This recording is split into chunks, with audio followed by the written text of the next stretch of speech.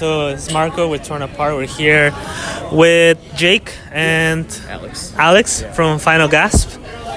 So just to get started, congratulations on your debut LP. One of my favorite records of the year. I've been listening to it nonstop.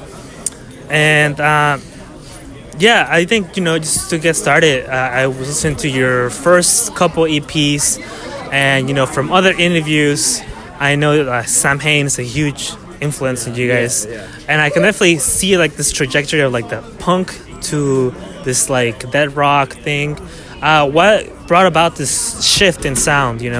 Was it conscious from the beginning? I don't know that it was really conscious. We just kind of did what felt right, Yeah, I think we just kind of, I guess, grew as musicians really, and just got comfortable playing with each other. Because me and Alex have been playing with each other in bands for 10 years probably. At this point. And I think we just wanted to try and experiment with different stuff. When you get older, you get influenced by more things, and your taste grows. So that's just kind of what happened, and we just wanted to try something. Yeah, it's very natural. We've always been playing hardcore punk bands, so we've always been doing that kind of style, and we were just well, we can take that and expand on it. You know what I mean? So I think that's what we did here.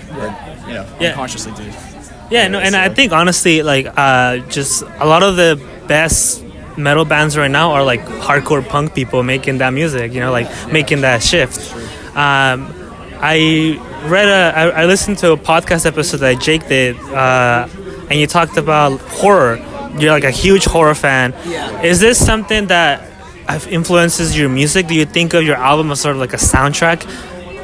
I think maybe in the past, but even still, with even the cover of the record, I think we wanted it to look kind of dark and desolate, so I still think that has a part in it, but maybe not as much the music anymore. Yeah. I mean, it's more elements of life, horror elements of actual life. Yeah, and I think you take that and incorporate that in your lyrics for sure. Yeah. And then there's unifying themes as there are in horror movies too. So I think that that all just comes together, and it's we look at it kind of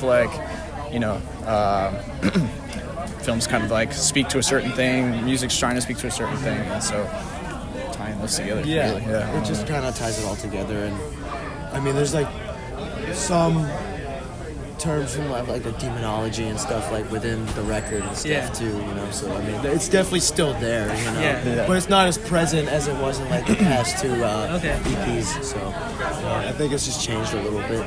Yeah, we definitely have the old synth work was more kind of chimey horror stuff that was incorporated in it, interludes, outros, whatever, and we kind of dialed that back a little bit to focus more on kind of fleshing out the full sound in the songs. Less of a focus, but still present.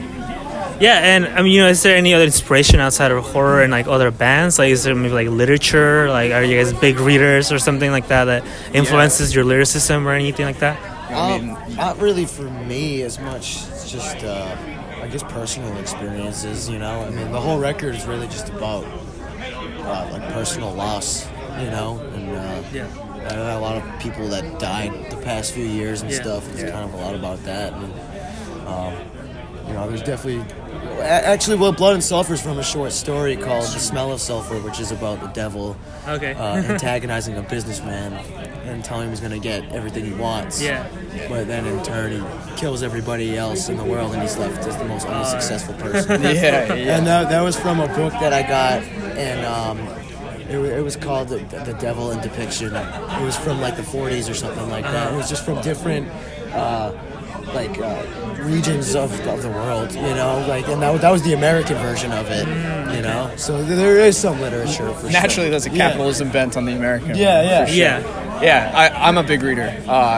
Haven't really. I think we collaborated on one of the songs for lyrics, but can't believe he didn't show me that story. And then he lost it, right? I lost the book in Europe. Well, you didn't lose it. Fucking the airline lost it, but crap. So I'll find it one day. It was cool. Yeah. And what are some of your favorite writers? I mean, all-time favorite. I love Mary Shelley. So Mary still Shelley, a horror, still a horror kind of bent on that. Frankenstein. I read it almost every year for Halloween. It's just such a beautiful book. Yeah, and there's definitely that sort of gothic feel to your record, I think. And speaking on that, you guys went from like this very clear sort of horror punk sort of feel, same like Sam Hain's first record, and I think I listened to them this morning, all 3 of the full lengths, and like by their 3rd full length, it's very weird. Like it's sort of not really what they started off with. They switch completely, and I think I get that same sort of trajectory from you guys, and so I think that there's like this strong dead rock goth vibe to your record. Is this something that's more conscious? You guys listen to that kind of music, or is it more of a result of Sam Hain themselves being very dead rock goth? It's more of just us, just like I said, like growing as musicians and stuff. You know, I mean, Sam Hain obviously still plays a huge part, and it's always like the backbone, you know. Yeah. But I think that we just kind of wanted to try different stuff, and we got comfortable writing with each other, and because it was kind of me writing everything beforehand, and we kind of wrote this record together, so we all added something different to it. Yeah. You know?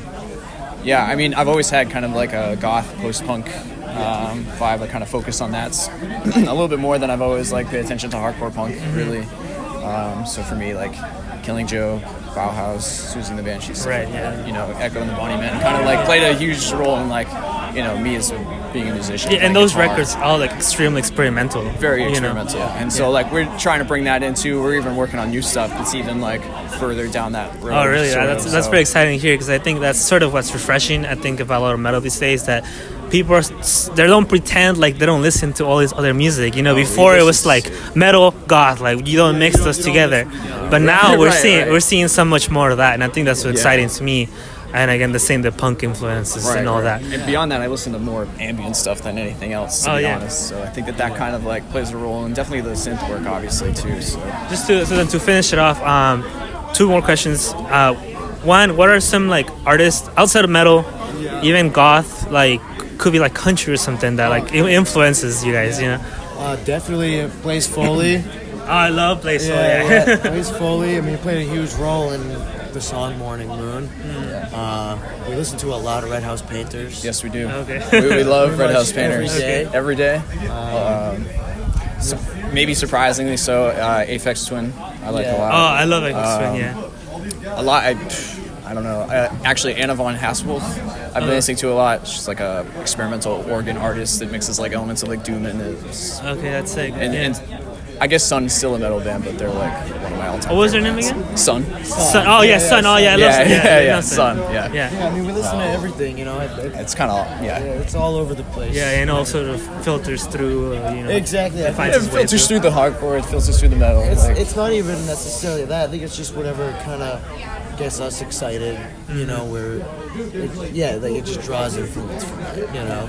So it's just a lot of different influences coming in on this next record, I would say. Okay. You know, for sure. Will that be coming out soon? Like no, we got a lot of touring ahead of us. Yeah. So right now you just focus on touring a lot, you know, trying to push the record out there, get more people excited about it. And well, you know, speaking of San Diego, like I'm glad that you guys actually came back. You know, sometimes bands don't come here, like they'll go to LA, they go everywhere around here, and they don't stop by here, and it kind of pisses. The most fun day we've had on tour. Then we went to the cliffs and walked around for a little bit. Oh yeah. The show was fucking great. So I love San Diego. All right. Well, thank you so much. Last question. What are some bands from your hometowns, your respective hometowns, that you think people should keep a lookout for, or you know, should listen to, even if it's old stuff that could be like some obscure band that no one knows about? Well, for Boston, I'm gonna say Mission of Burma. Yeah, I mean that's an old, like, people should already know. If people don't know it, then they should know. Like Fuming Mouth just played. All time. I mean, they're homies of ours, but they are so fucking sick. They've been around for a minute. Fraud from Boston is really, okay. really good. Yeah, they're awesome. Burning Lord. Shout outs to C4. Funerary Spell. Funerary Spell. Very good band. They just put out a new EP too. It's really good. Okay.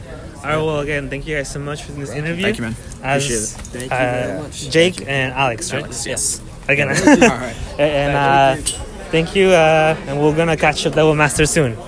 Peace. Thank you.